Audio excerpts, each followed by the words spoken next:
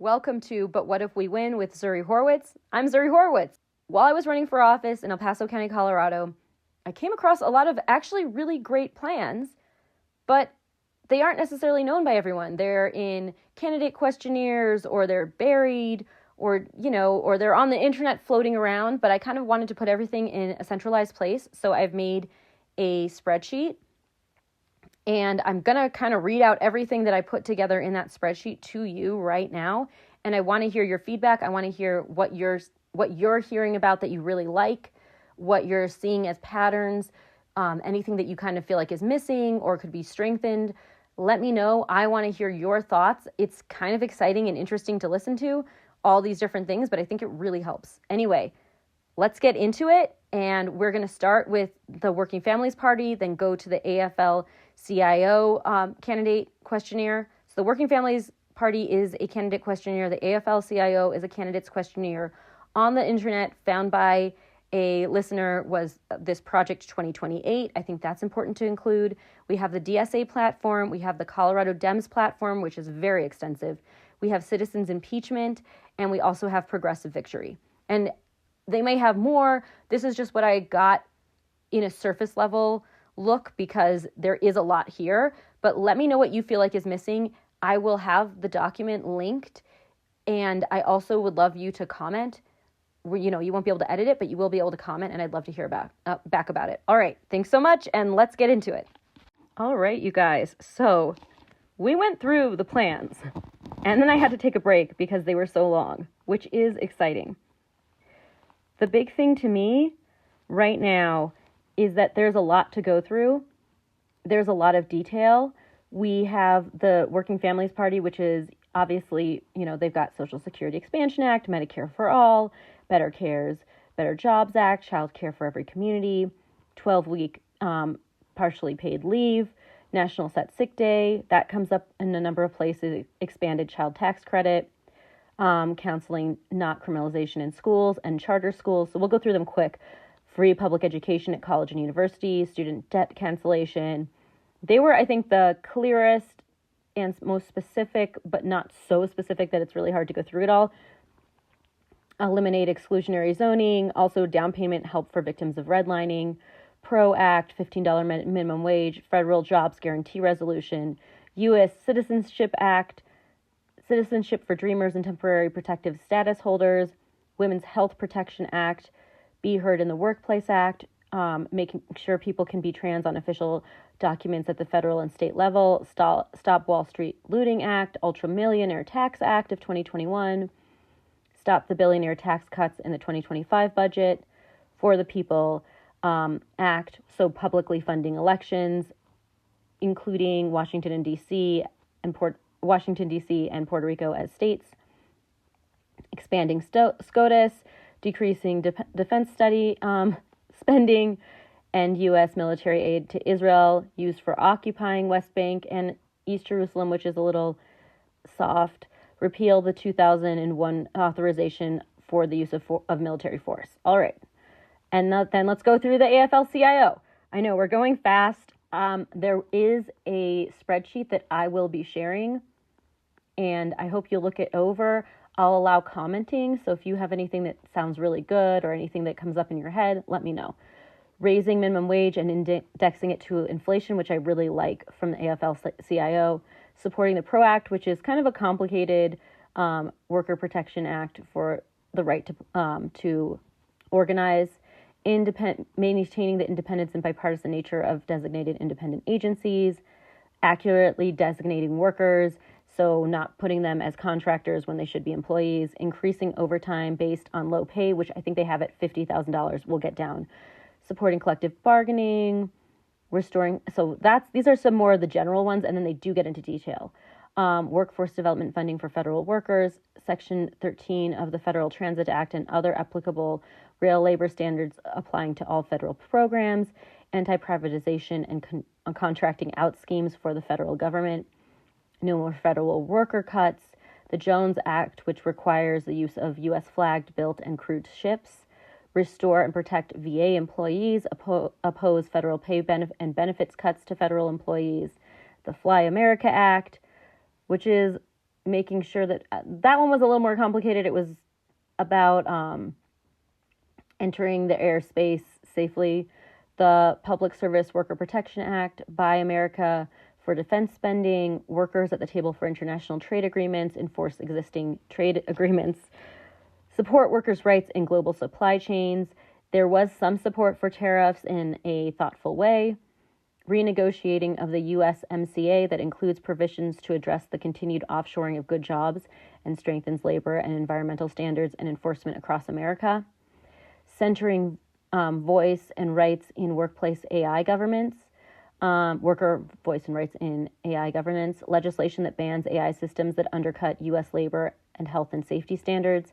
Oppose federal preemption laws blocking city and state authority to safeguard their communities against harmful AI applications.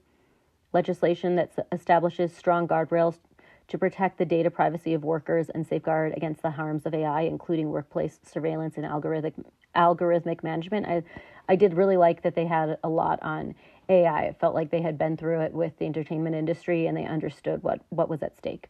Requiring employers to give notice to workers displaced by AI and providing funding for income supports and retraining programs for affected workers.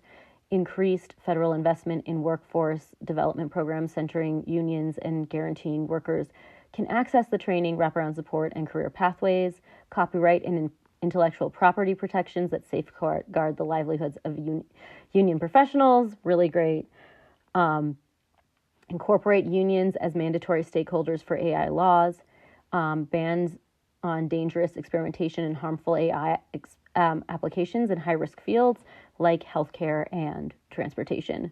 Robust transparency and accountability standards, ensuring that automatic decision systems comply with civil, labor, employment, and competition laws, and require employers, vendors, and developers to carry liability insurance for harms to workers caused by automated decision systems.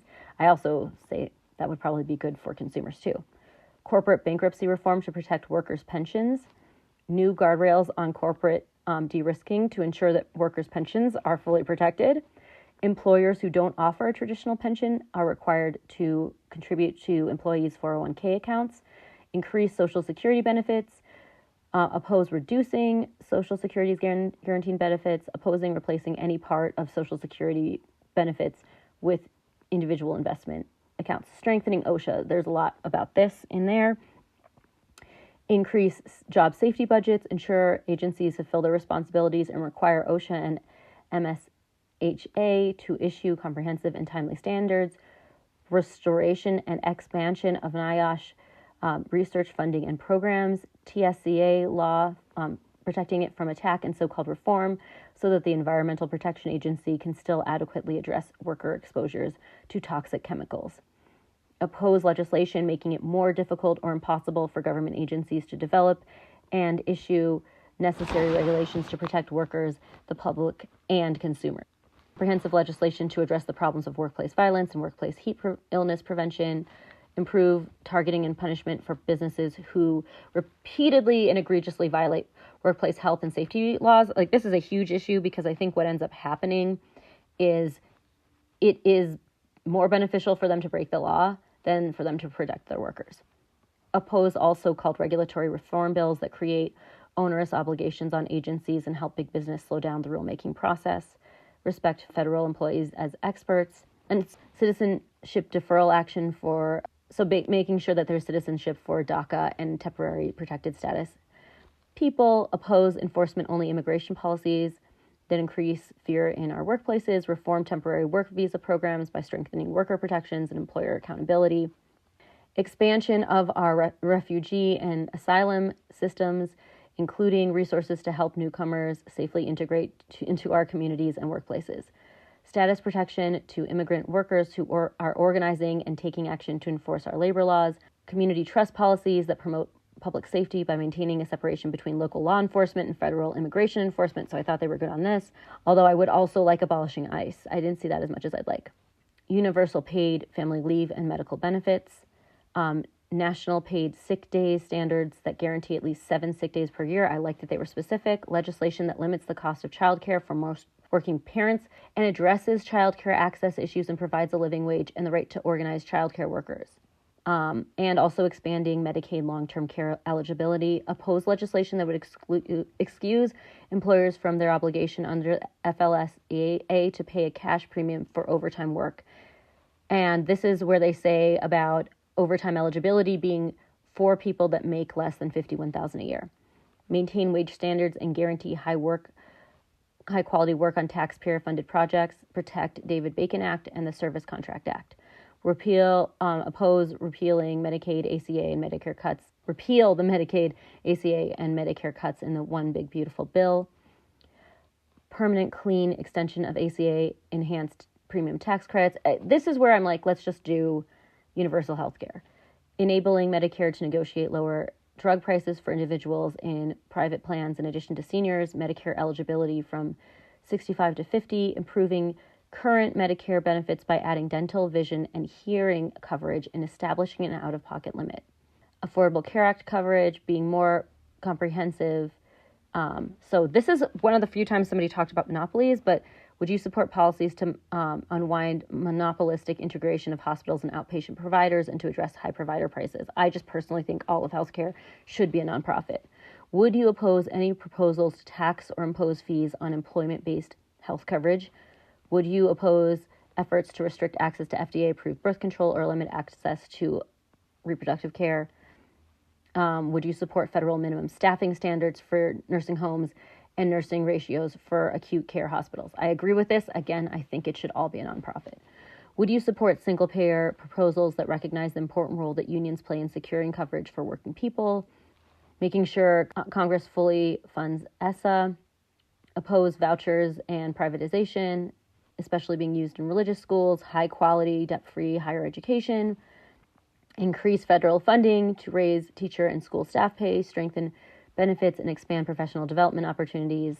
I also think we need to get rid of some of the administrators in schools. I think we've had a shift towards a huge top and very little investment in teachers and paras and, all the support staff, quote unquote, who's doing the real work and really interacting with students.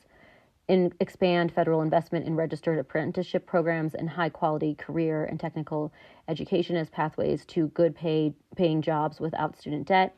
Would you co-sponsor the John R. Lewis Voting Rights Advancement Act, the For the People Act, and would you oppose efforts to erect obstacles to voting, including those based on an individual's race and/or economic standard? Would you support the District of Columbia residents' ability to vote in the U.S. House of Representatives?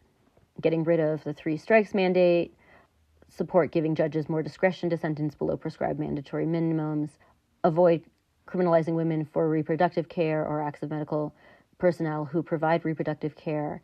Do you support legislation that would ban questions regarding prior convictions on employment applications? And would you support restoration of the right to vote after incarceration?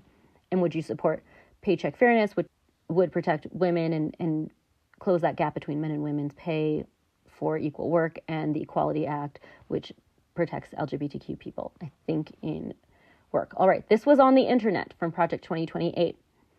Overturn Citizens United, codify women's right to choose, term limits for SCOTUS, get rid of the Electoral College, outlaw gerrymandering nationally, ranked choice voting for all elections, return the fairness doctrine to the media, universal health care for all, ban stock trading in Congress, cap CEO pay to 35 times the lowest paid full-time employee, tax billionaires out of existence, tax unrealized gains used as loan collateral, tax mega churches, and bring the minimum wage to $20. All right, we're going to keep going. We are killing it. We're going through the whole thing.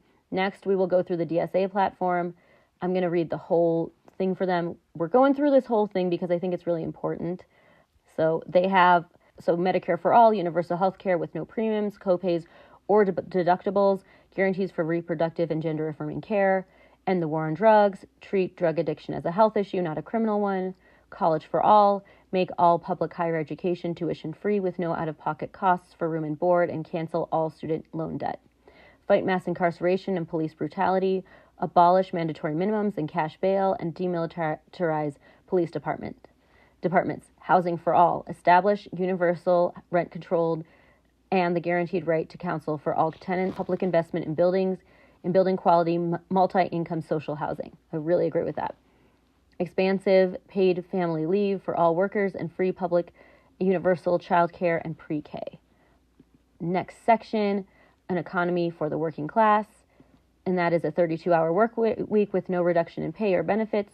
Union power, protect all workers' rights to strike and form a union, make it easier for workers to join unions, and invest in the NLRB, which is the National Labor Relations Board. Tax the rich, raise taxes on the richest earners, for-profit corporations, large inheritances, and private colleges and universities. Establish a wealth tax for the wealthiest in society.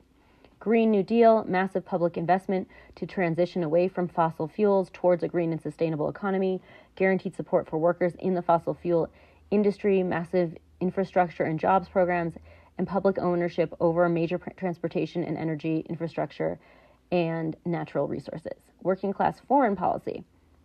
Free Palestine, an immediate and permanent ceasefire in Gaza, an end to military and economic aid and weapon sales to Israel, respect of the authority of the International Criminal Court and of the International Court of Justice, and national sovereignty for the Palestinian people. This is one thing where I will disagree with people.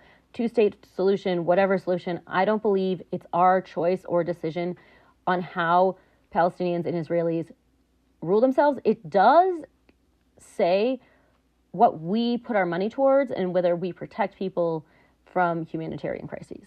End the U.S. war machine, greatly reduce the U.S. military budget, close overseas bases, and bring troops home. No more economic warfare. End economic sanctions that impact the sovereignty of countries whose governments act independently of the United States, such as Cuba, Venezuela, and Iran. Allow freedom of movement, allow workers to freely migrate between countries to seek employment without restrictive immigration controls.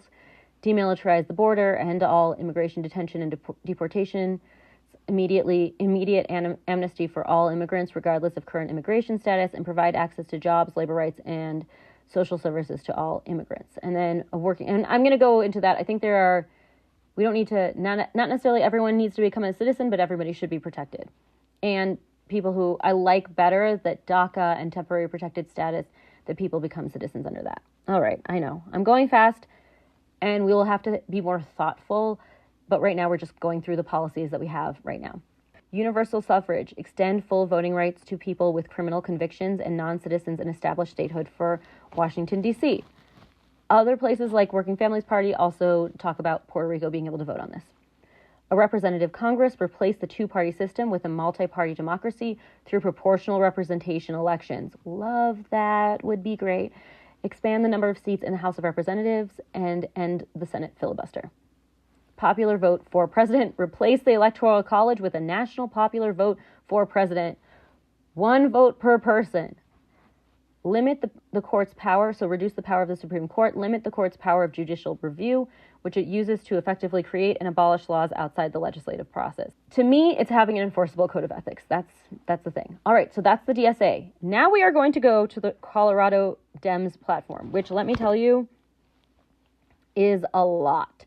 So we're just going to go through it as quick as I can. I'm not going to necessarily be able to read everything, but we'll go through it. Defend the first Constitution in full, protect the right to protest, uphold the separation of church and state, oppose political retaliation by the government, defend academic freedom, scientific independence, and the right to organize.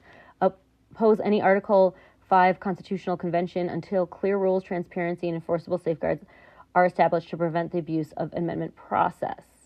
Defend state-run elections, protect mail-in voting, same-day registration, drop boxes, and confidential voter registration. I like that they got into detail here. We have really good voting in Colorado, and it's nice to see that here.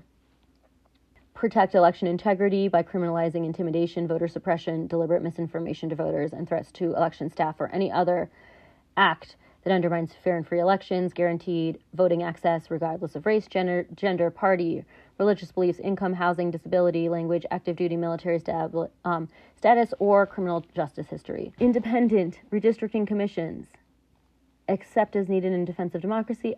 You know, I can see that. I really do like nationally, just no gerrymandering, and I think independent redistricting commissions help that. Support ranked choice voting for party primaries, special elections, nomination contests, and nonpartisan elections. Please support statehood for D.C. and Puerto Rico. Close accountability loopholes including claims of immunity and privilege that allow powerful officials to evade justice, limit executive overreach. And this is where I am very disappointed in constitutional scholars who keep pointing out that something is illegal without giving us a legal framework to confront fascism, where we have to we have to fight fascism with both hands tied behind our back without them saying, hey, this is an emergency. It looks like we should be able to do such and such and such. Defend Colorado's constitutional authority to govern itself and pass its own laws, protect judicial independence. Oh, and I love this, and require a transparent and binding code of ethics for the Colorado Supreme Court and the U.S. Supreme Court. I'm so happy to see that.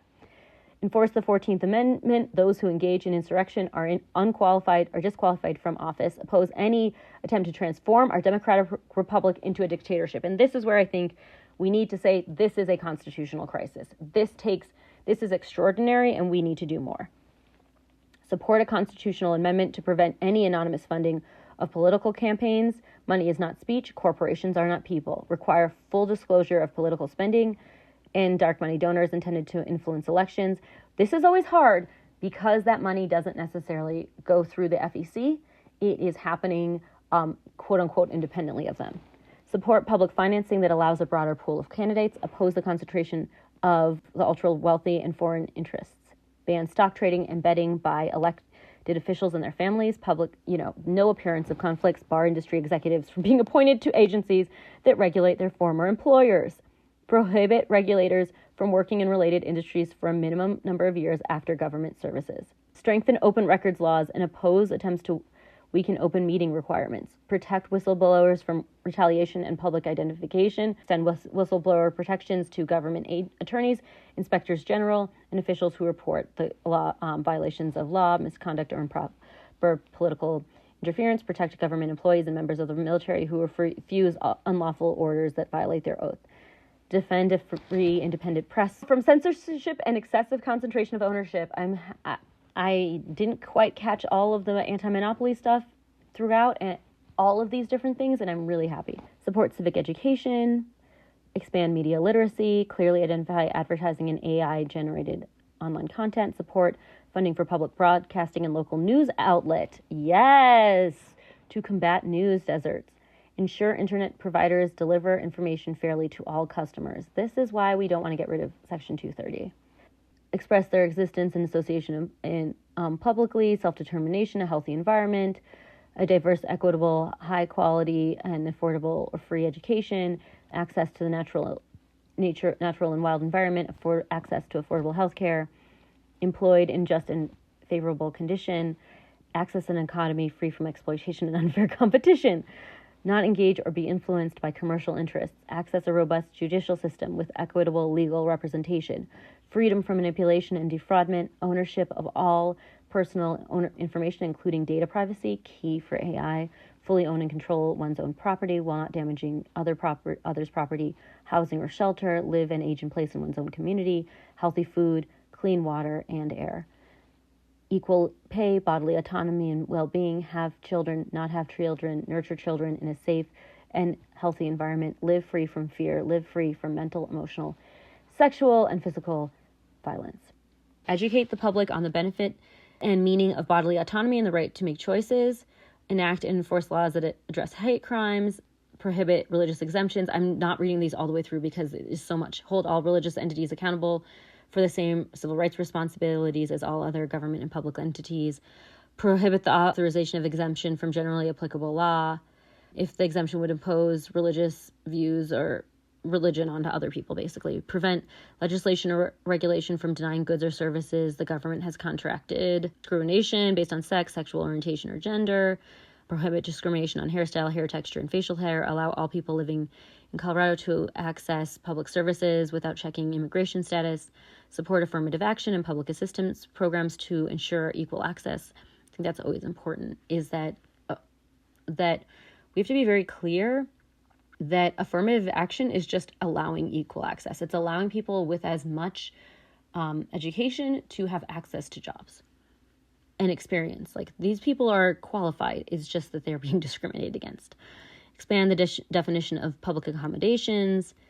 I'm not going to include all of it. Ensure Indigenous people and people of color have the right to autonomy, self-determination, and to preserve their way of life. Honor unique cultural differences and socioeconomic needs of Native tribes and people, support Native tribes and people in preservation of Native languages, protect Indigenous environments, existing treaties, and sovereign rights, assess reparations, land transfers to people of color for previous takings of life, liberty, artifacts, and land, support the assessment of reparations to Colorado Native tribes and people for previous takings, same as the last one, advocate for immigrants, regardless of documentation, to receive benefits from the money they put into our social safety services as income and social security taxes, denounce all forms of race-based discrimination, ensure school education in schools about the history of local peoples and territories and their significance in current cultural and socioeconomic climate. We're going. We have like 50 more sections to this. That's why I'm trying to go fast.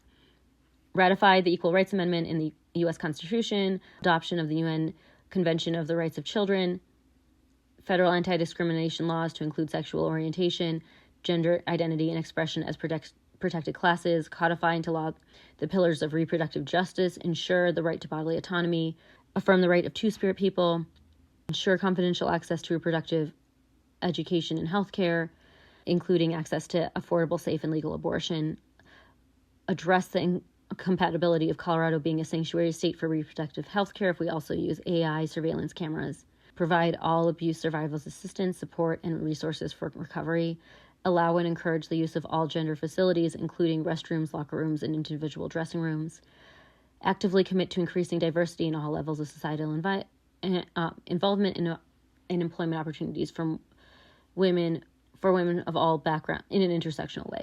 Ensure all schools, including private and charter, should support the Disability Act and follow Title IX, protect the right to autonomy, self-determination, enrichment, and quality of life, make sure that we strengthen the Americans with Disability Act, and enact the Americans with Disability Act fully into the Colorado state constitution.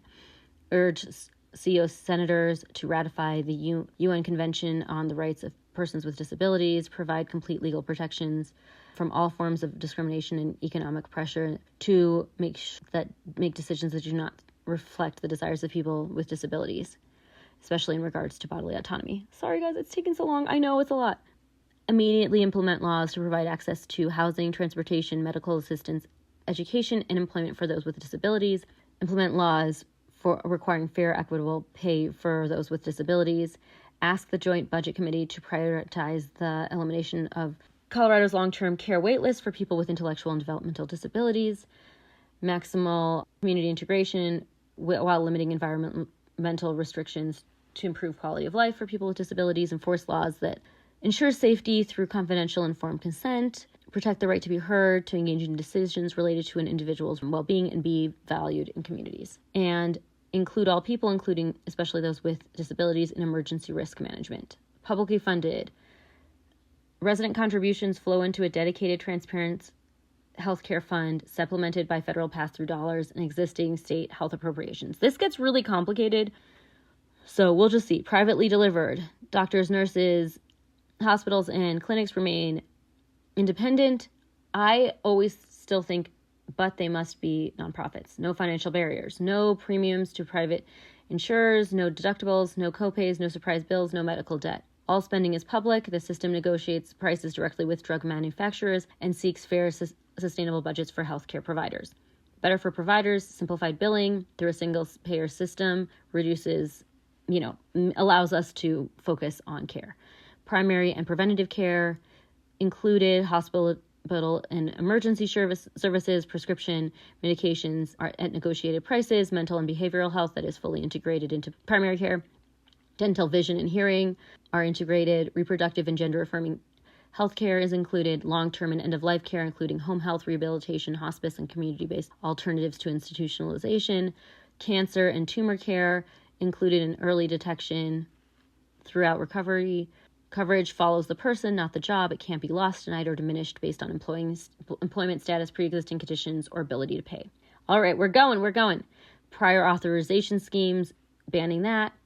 Banning narrow networks that restrict patient choices, banning surprise billing and balance billing practices, banning medical debt collection and credit reporting of health expenses, banning exploitation by private equity firms buying healthcare providers and taking profits at the expense of patients and workers. Again, I will just say it. It should all be a nonprofit. None of this should be for profit.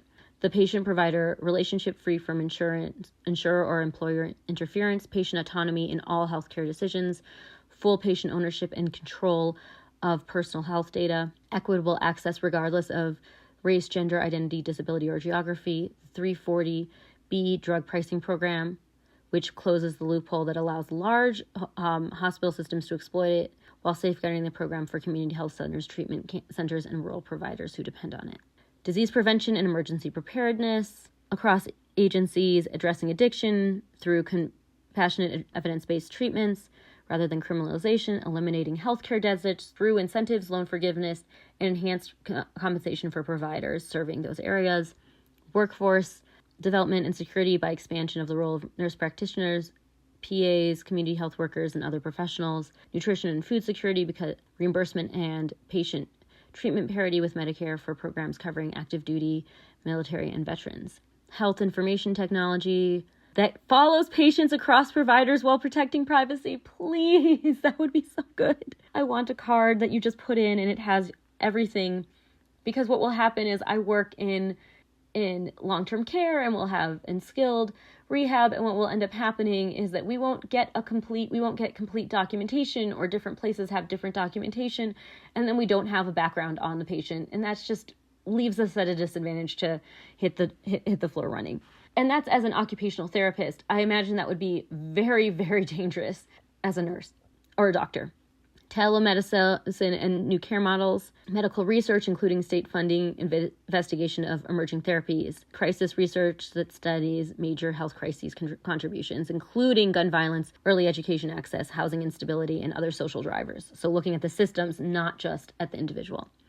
Resident contributions based on ability to pay, replacing the current patchwork of premium deductibles and out-of-pocket costs with a single predictable obligation.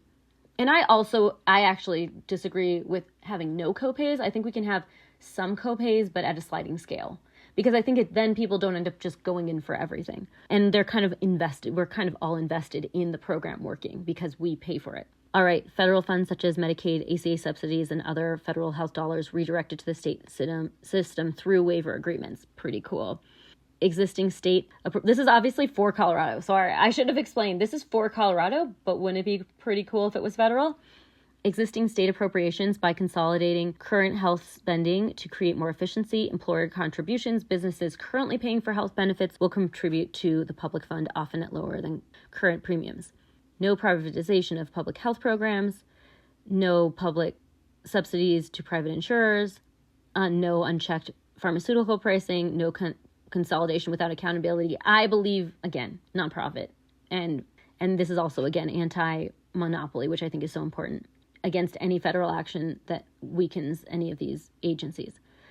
All right, now housing. Increasing housing supply through zoning updates, streamlined permitting processes, developing incentives in commercial to residential conversions, support first-time home buyers through down payment assistance, and education. This area I felt was a bit weak. Promote affordable housing by allowing more types of homes. I mean, this is good in terms of urbanism, but I think that it doesn't talk enough about having public options that are paid for by the government. And I love having multiple different levels of economic, people with different salaries in the same place, and having it be sliding scale so that it's not just the most broke people, the most desperate people in public housing, but it's everybody. Including middle-class families, wealthy people, maybe not. Increase awareness of the senior citizen property tax exemption, advocate expanding available for resources for aging well, including at-home care, food, and home repair services. Yeah, this is where I was like, where's the public housing? Public housing that you can grow old in. Support funding increases for existing universal pre-K, encourage faster licensing for universal pre-K providers, which is great.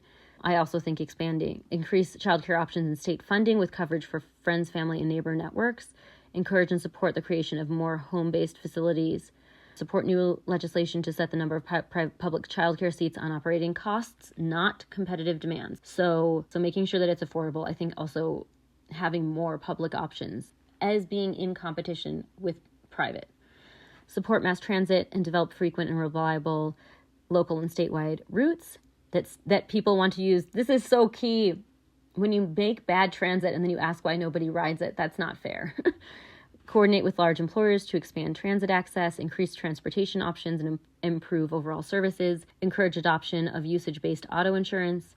Expand senior and disabled transit options, particularly in rural area. Promote available state tax credits for electric vehicles and e-bike adoptions.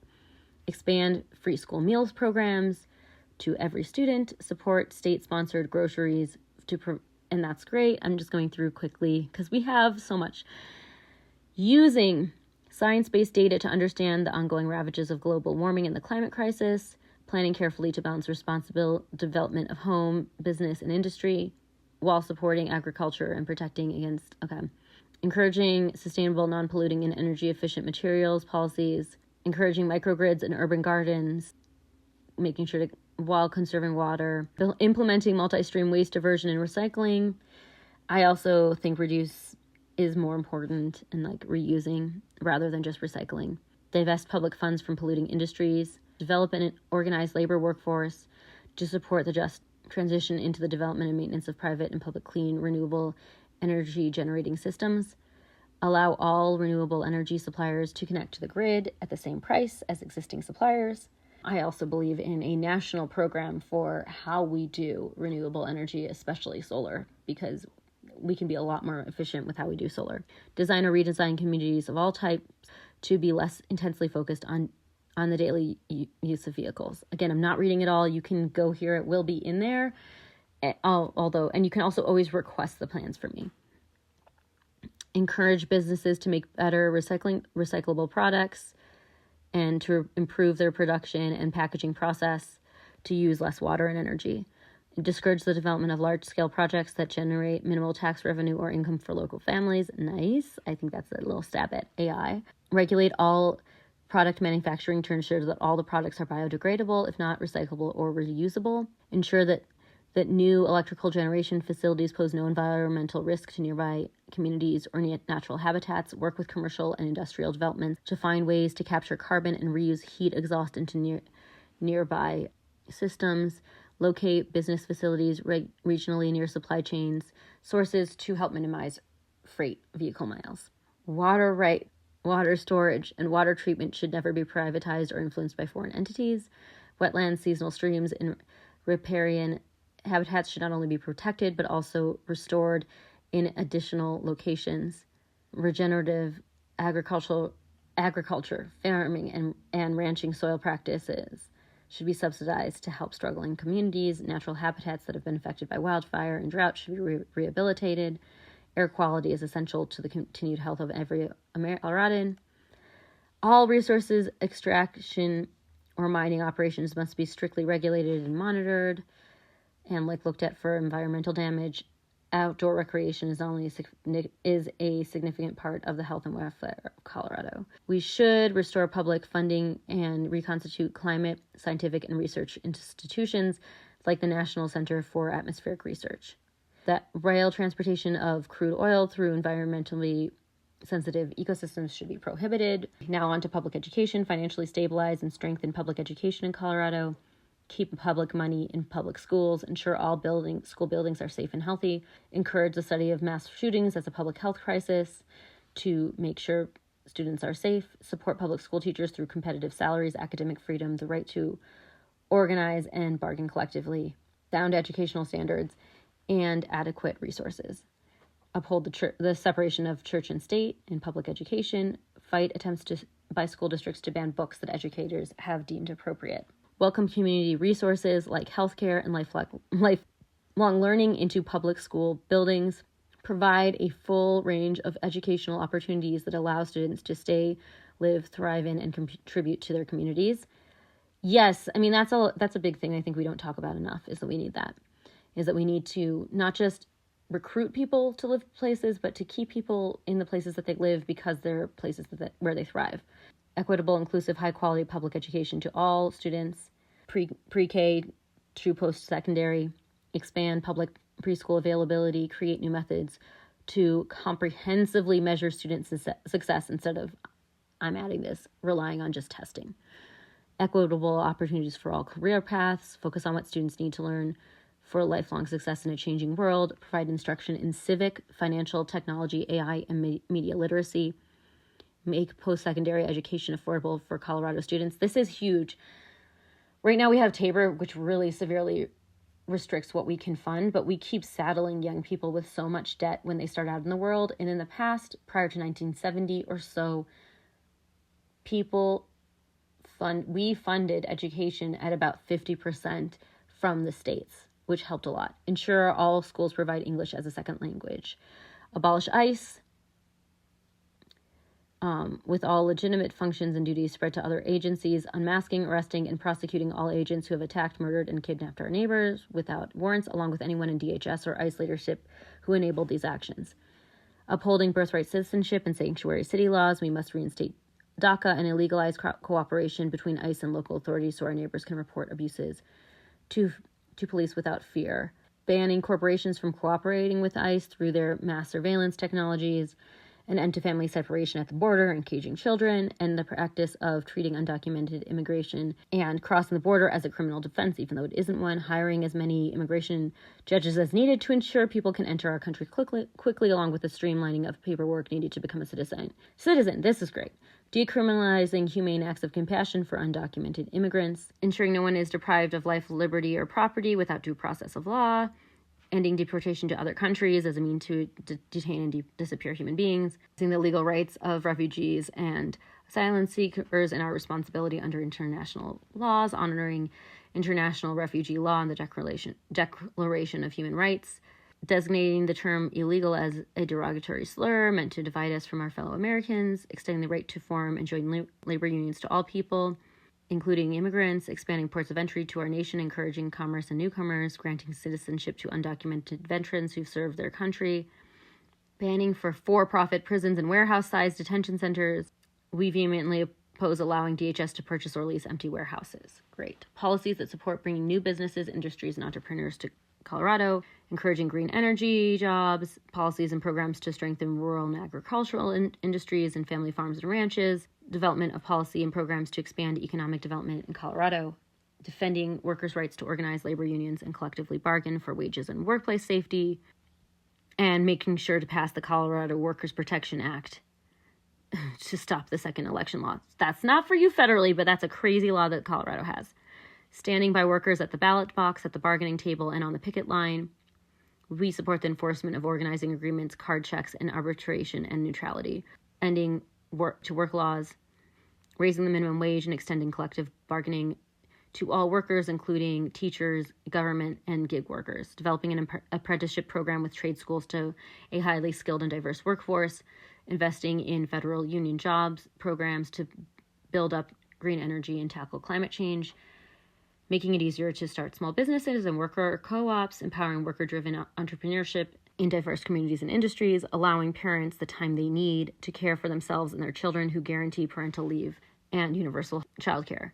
Recognizing the valuable role of family caregivers and exploring ways to compensate families for their caregiving efforts, valuing those who do unrecognized labor and community by creating a universal basic income program, correcting the racist Fair Labor Standards Act of 1938, that excluded neighbors from working in agriculture, and making sure that we have a 40-hour-a-week overtime threshold and standardized wage requirement rates.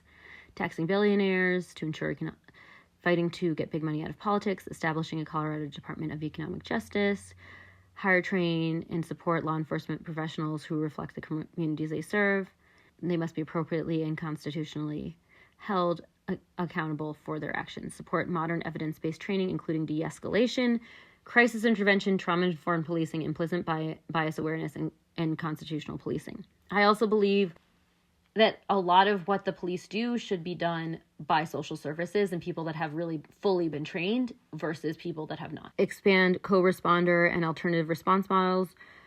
I don't agree with this, which partner law enforcement with mental health professionals, social workers, and EMTs. I just don't think that you need to have a police officer there with them. A police officer immediately escalates the situation. Think sirens, think a uniform. That is scary to people. Strengthen community oversight, transparency, and data-driven accountability. Promote interagency cooperation across local, state, tribal, and federal partners to address public safety.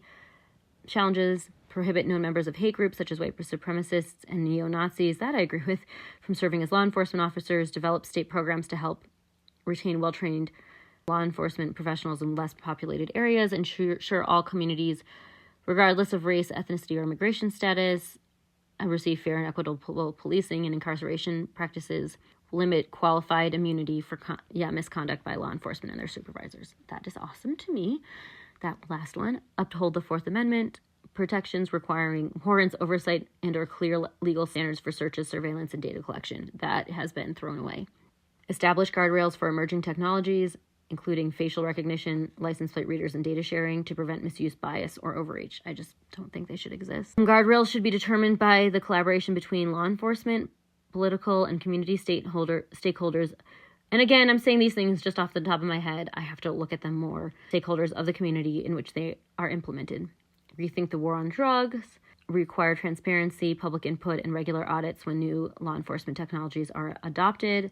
Protect personal data from unauthorized access, misuse, or commercial exploitation. Support universal background checks, waiting periods, and extreme risk protection orders to keep firearms out of the wrong people.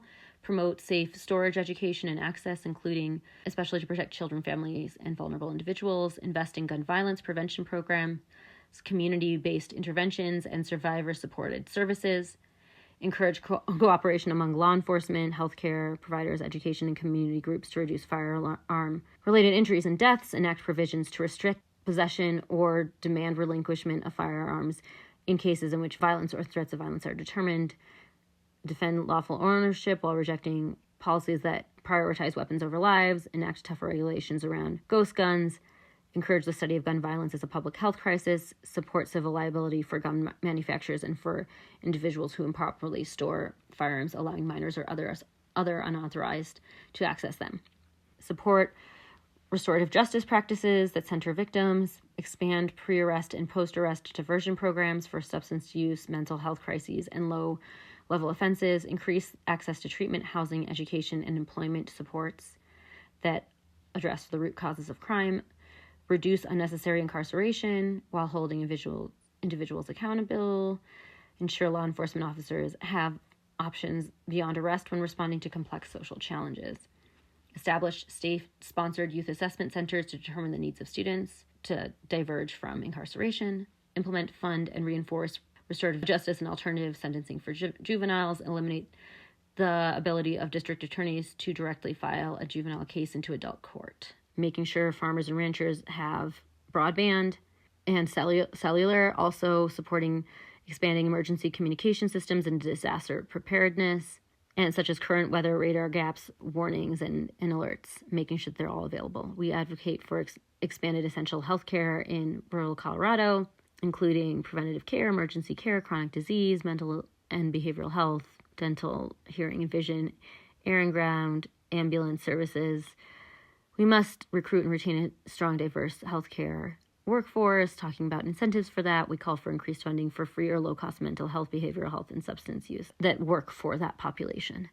Grants, so reduced cost permits and public, private, or nonprofit partnerships to help small towns grow and succeed, especially for first-time business owners, towns without strong tourism, and mountain communities that depend on seasonal visitors. Investments that energize local economies through arts and cultural districts, investment in energy and communication infrastructure, restoration or repurposing vacant buildings for homes and businesses, and expanding, repairing, and upgrading rural rail lines, roads, and bridges. Public financing for rural libraries, recreation, and senior centers. Investment in small town centers should protect waterways, wildlife, and riparian habitats and create public spaces.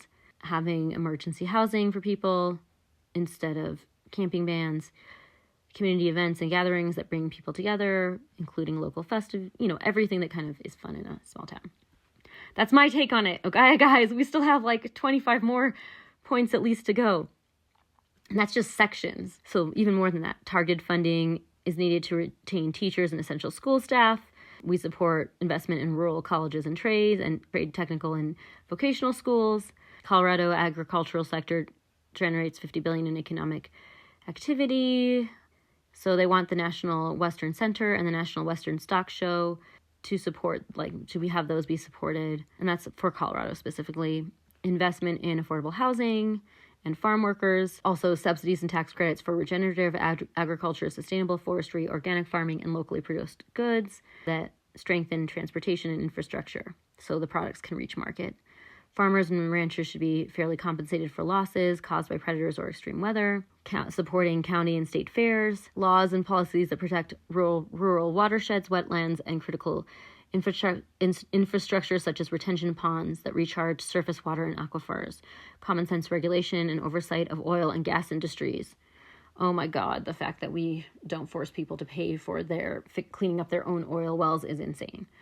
Laws that keep Colorado water basins water is in the basins they originate, investments in systems that protect groundwater from contamination by fertilizer, manure, fracking, and other pollutants, transitioning to lower water crops, continuing funding for Colorado State University Extension Services to support youth, farmers, and ranchers through research, education, and best practices in land and resource management, insist on and reinstate the independence of the Office of Attorney General, demand Congress fulfills its oversight role over the DOJ, up to and including the impeachment of the U.S. Attorney General. That is interesting. Okay. Recruit and rehire tenured civilian employees with training and experience in government, all of the people that have been driven out of the DOJ.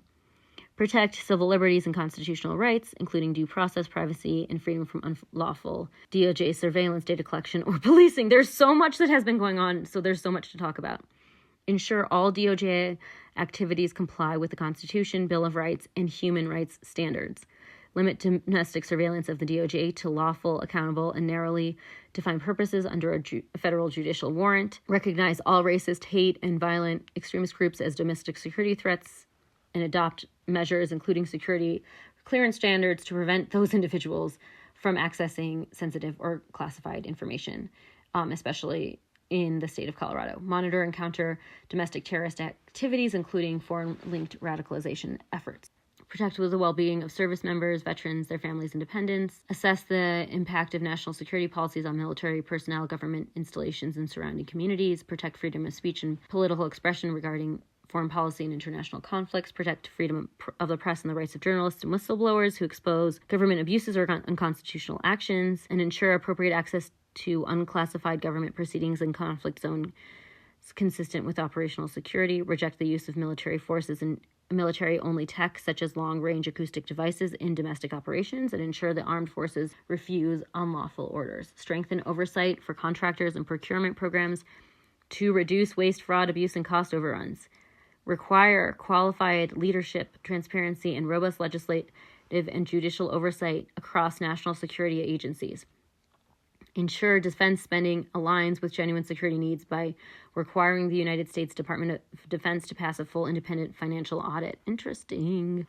Regain our standing in world diplomacy and partner with allies in all nations and institutions committed to democratic principles and human rights to advance peaceful conflict resolution, fair trade, and human rights. Affirm that Congress must authorize the use of any military force, including interventions, and must only do so as a last resort. Uphold international law and protect civilians in armed conflict. Support the role of the International Criminal Court and International Court of Justice in pursuing justice for all war crimes and crimes against humanity. Oppose war against non-imminent threats, coercive regime change, and unilateral military operation. Oppose genocide, ethnic cleansing, apartheid, the use of child soldiers, abduction, rape, and the suppression of peaceful protests in all regions. This includes, but is not limited to, the extremist Israeli government's genocide in Gaza, as well as genocide in Myanmar, Sudan, the Democratic Republic of Congo, China, and Ukraine.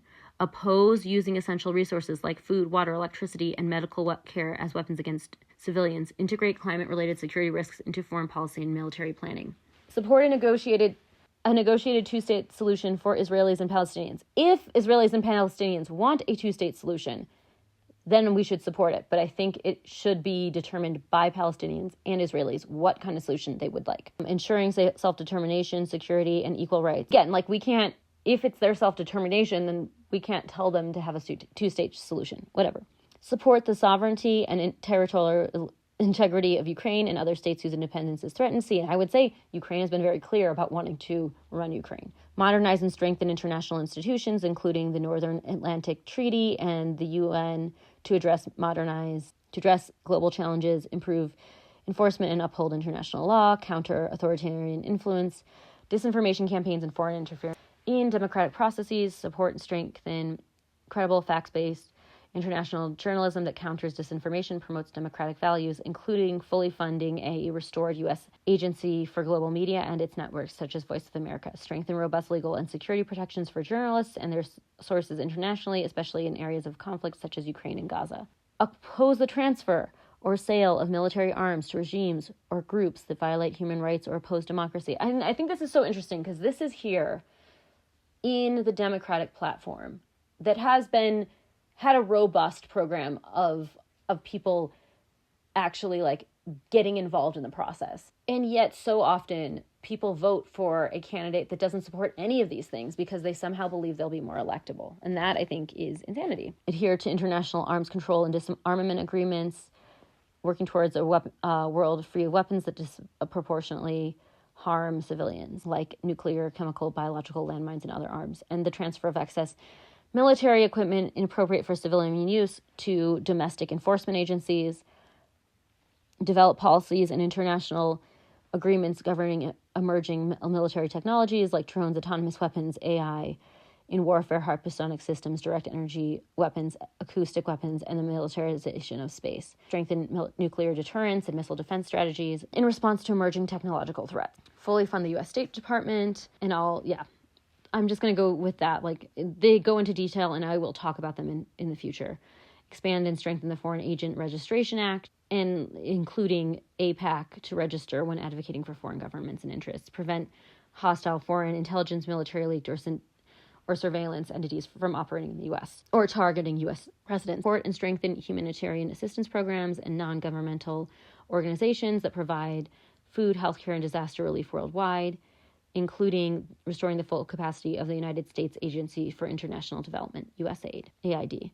Investment in pandemic preparedness and rapid global health responses to epidemics, bioterrorism, and emerging health threats. Promote conflict prevention and mediation efforts through international partnerships, UN peacekeeping, and regional organizations. Encourage international cooperation to prevent climate-related conflicts and manage migration pressures responsibly. Support refugees and displaced persons. Separate essential funding for FEMA and the Coast Guard from the broader DHS budget to prevent money to help Americans from being funneled into immigration enforcement.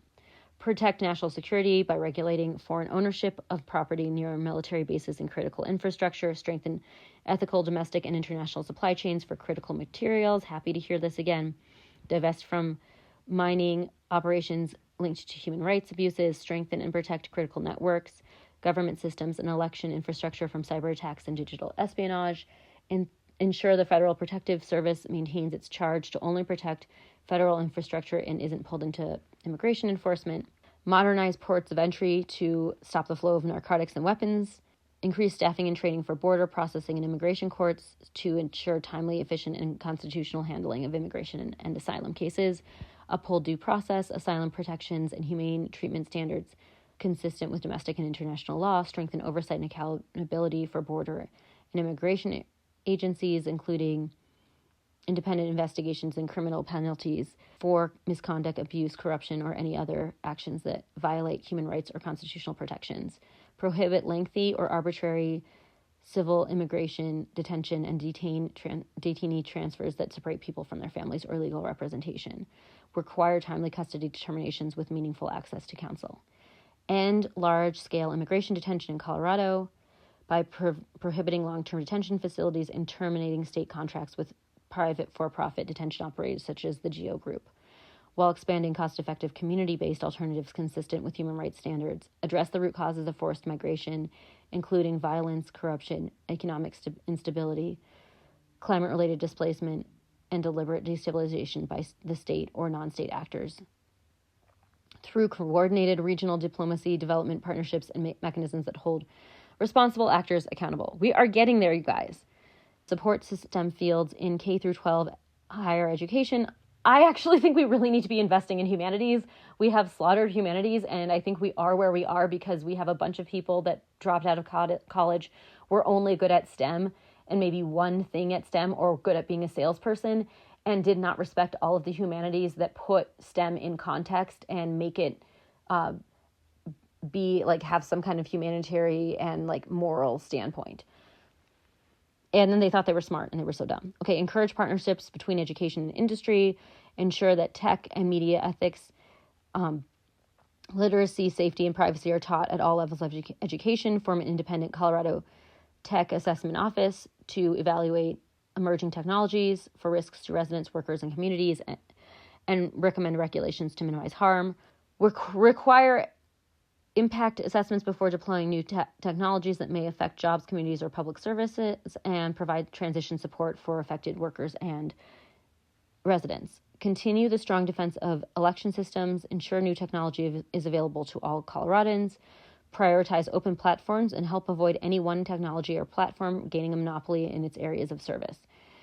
Roll out high-speed broadband service to every corner of the state and ensure no new monopolies are created. Make every effort to push back on inshitification, the gradual worsening of online services and technology products we rely on purely in pursuit of profit.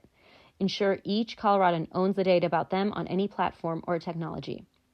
Strictly limit the use of digital surveillance. Require any technology provider to fully and simply explain their product's capabilities. Enable users to opt in instead of opt out of data collection or data sharing with third parties. Adopt a state and federal constitutional amendment protecting the right to data privacy. Ensure government searches, surveillance, or collection of personal data occur only with due process, a lawful warrant, or in narrowly defined national security matters. Strengthen Colorado's cybersecurity posture by requiring state agencies and critical infrastructure operators adopt modern security standards, promptly notify residents of data breaches, and invest in cybersecurity and workforce development. AI should support, not replace, skilled professionals. Employers should not devalue human workers. I, of course, believe AI is only a tool. It should never replace people. Keep humans in charge. Nice. People, not algorithms, must be the final deciders when life, safety, health, or labor and wage decisions must be made. Respect creators. Companies must get permission before using someone's work to train AI, and they must fairly compensate people for their contributions. Defend scarce resources. Technology companies should invest in renewable resources and water conservation practices. Data center demands for clean water, power, and space must be secondary to the need for Colorado residents to access those scarce resources. Protect personal data and privacy. Coloradans have the ultimate right to control information or imagery portraying them. The AI industry must respond to reports of harm in a timely and effective manner. Require transparency and human oversight when state and local agencies use AI or automated systems in decisions affecting Coloradans' benefits, services, rights, or freedoms. Prohibit algorithms that cheat a fair marketplace. Provide special protections against price gouging or fraud for Colorado seniors or residents with cognitive impairments. Regulate algorithmic price-setting technologies that enable anti-competitive rent manipulation or exploit consumers in captive markets. Hold social media companies accountable for the addictive nature of their platforms. Likewise, hold the people who use social media to inflict harm on others accountable for those actions. I really strongly disagree with the addictive nature of their platforms. That just ends up being a way for monopolies to make it really difficult for smaller businesses to open tech businesses, because we will get into it in the future. But basically, if you are Meta, you have the money to go and check people's IDs and make sure that they're the right age and change everything, whereas smaller companies won't be able to get in on all these age verification things or anything like that. So, okay, we'll keep going. Protect, and we'll get into more depth, and I'll have been more thoughtful about it. But thanks for listening to that little side tirade. Protect each person's unique, verifiable identity. It may not be replicated or abused. Support the right to repair by requiring manufacturers to make parts, tools, access codes, and documentation available so Coloradans can repair their own devices and equipment. And I, of course, would say at the federal level, of course. Universal paid family leave and job security policies for longer leaves of absence for both parents after the birth or adoption of a child. Policies that incentivize equal division of childcare and household duties between parents, such as use it or lose it paternity leave. A school week that matches the work week to minimize the need for additional childcare. Expanding programs to pay. I would also add that if students were able to walk themselves safely to school, they would not require their parents to be as involved and pick up and drop off. A school week that expanding programs to pay family or community members for childcare or medical support for children. I would also add expanding universal, free, easy, accessible, high-quality childcare. Experts agree this would help with declining birth rates, publicly owned and funded childcare centers. Yes, because the private sector has consistently failed to address the shortage. Public funding for paid childcare provided by family or community members again. The right of all teachers and childcare workers in Colorado to unionize. Fully funding the Healthy Schools for Meals for All program and the Summer Food Services program. Investing in fee-free third spaces like libraries and community and recreation centers. Oh, is this all made with me in mind? To address loneliness and promote community, allocating additional financial resources to improve public infrastructure such as public lands and buildings, expanding job programs at community centers and third spaces, using our existing public buildings to access free food and meals for all, prohibiting private equity ownership of hospitals, medical groups, and retirement and nursing homes, providing support, education, and training for caregivers and families of seniors, supporting family members' abilities to be an individual's paid home health care worker if they wish. Although I think it is very important that they are trained and that there is oversight, because there are amazing people taking care of their family, and then there's people that just are not up to the task and are doing it because they don't have another source of income, and that's a problem. Establishing minimum standards and licensing and monitoring of independent living facilities in Colorado, establishing minimum staff to resident ratios in all retirement and nursing homes, including independent living facilities. I would love, this is one thing that I think would be amazing, if everybody in nursing homes, independent living facilities had their own rooms. And making sure that there was a certain standard for food. Allowing basement and attics to be converted into apartments for seniors or caretakers with a minimum or no cost for building permits. And allowing low-cost renovation loans for seniors who need increased accommodations and care. Oh, God, so much safer. Increase benefits to match the elder index by county. Eliminate the presumption of fault when a low-wage worker has solely Social Security as income at retirement by adjusting their benefits based on actual expenses. Ensure the ultra-wealthy pay their fair share by net worth-based taxation and taxation of capital gains to ensure solvency and livability of Social Security. Eliminate income requirements for Social Security disability insurance and allow disabled people to work. Support Social Security credits for people who leave the workforce to be a caregiver. I could see there being a top for this, but we'll just see. I have to think about it more, learn more, but it's more exciting to go and help people more than help people less. Eliminate tax on Social Security benefits for qualified disabled veterans. Public banking in Colorado to offer low-interest lending and reduced fee accounts. Reducing property taxes on the primary residence of low and middle income seniors, reducing property taxes for qualified disabled veterans and Gold Star spouses, setting a maximum interest rate for loans and credit cards issued by Colorado-based financial institutions, decoupling retirement accounts from employers, all workers, including part-time and gig workers, receiving employer contributions without matching requirements in portable retirement accounts of the employee's choosing. That would be nice. All retirement investment account advisors and administrators acting only in the interest of the account holder. Protect community members from abuse, scams, and exploitation. Require companies to provide clear and concise terms and conditions and terms of service. Require one-click, same-day cancellation of all subscriptions. Prohibit the use of AI and algorithms to engage in price gouging and price fixing. Reject business models that use convoluted processes, denial or delay tactics to avoid issuing refunds or shirking their responsibilities to customers.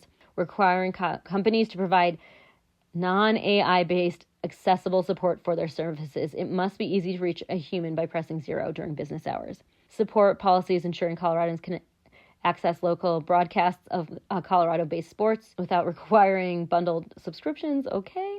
Disincentivize the corporate rental industry that has driven up housing prices for young people and made student housing unaffordable.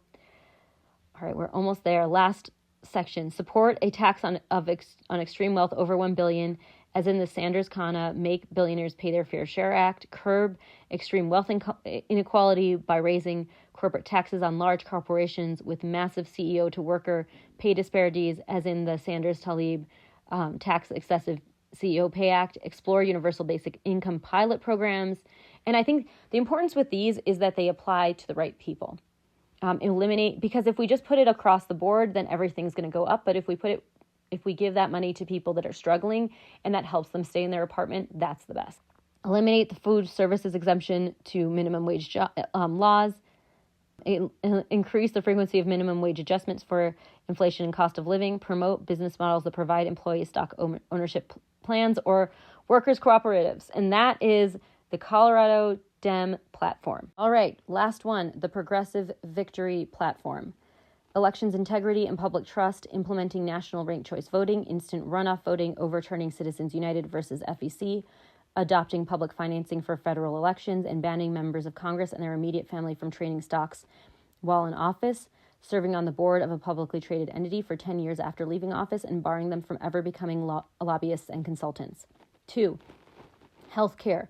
Decommodifying the healthcare industry by implementing Medicare for all, including federal statutory protections that codify Roe v. Wade, gender-affirming care for all ages, and expanded disability protections. 3, the stock market, imposing new mandatory legal obligations on all companies that are either publicly traded or seeking to become publicly traded on the United States stock market, such as a $25 minimum wage, the highest we've seen. We've seen a range from $15 to $25. Minimum wage adjusted annually to the nearest dollar to account for the inflation. Full unionization of their workforce, apportionment of 1/3 of board seats to elected union representatives, and submittance to antitrust review, which may break up the company in order to proceed with their public listing. Foreign policy, aligning our foreign policy with international standards by revoking all military, economic, political, and legal support for the state of Israel until there is an end to the genocide and apartheid of the Palestinian people, where Israeli law is rewritten to allow it to become a true multicultural, secular, one-state democracy where both Palestinians and Israelis have equally protection under the law and continue to support Ukraine in its defense against Russian invasion and occupation. And that's where I don't think it's our choice to rewrite the Constitution. I just think that's an overreach. It is our choice where we put our money. It is our choice how we support governments and how we protect people, but it is up to the citizens and the people living in the region to decide how they are governed. I said ruled, but I should have said governed before. College for all, passing tuition-free community college and expanding federal subsidies for state colleges. And then I like it at the state level to add a lot more. Environment, implementing the Green New Deal, imposing a new law reinstating the U.S. into the Paris Climate Accords and enforcing its goals and targets as binding, decommissioning all coal-fired power plants and establishing a moratorium on AI data centers. The Fourth Amendment, abolish ICE and investigate and prosecute agents for violations of constitutional rights, overturn qualified immunity, abolish private for-profit prisons, and create a fair pathway to citizenships for all immigrants. High-speed rail, nationalize all railroad tracks in the United States and funding the Department of Transportation to create world-leading 200-plus mile-per-hour high-speed rail owned and operated by Amtrak, connecting all state capitals and major metropolitan areas in the contiguous United States. Internet freedom, expanding copyright and fair use law to account for both new media content creators and the rise of generative AI by requiring sites hosting user-created content to opt out that content from inclusion in generative AI training data by default, and imposing penalties on companies operating such sites when content that falls under fair use is erroneously demonetized or otherwise penalized. Predatory lending, banning all interest payments where the ratio of interest to principal exceeds 20%, where effective interest rates exceed the listed interest rate, and penalties under the terms of the loan notwithstanding, where the amount of interest collected over the term would exceed 100% of the principal. All right, we did it. We finished. Give me your feedback. Give me what you think. Let me know what you're missing. Let me know if you're noticing any patterns that you really like or any patterns that you wish were a little different. Thank you so much. Bye.